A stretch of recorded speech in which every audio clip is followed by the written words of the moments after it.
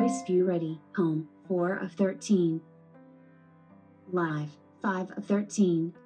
If you're in the same situation and you want to turn off TalkBack or Screen Reader on your Amazon Fire TV, which is also known as Voice View, then here's how you disable Narrator or the voice guide of your Fire TV. First of all, let's mute the TV. And then what you need to do is go to Settings, then open Accessibility. Now go to Voice View.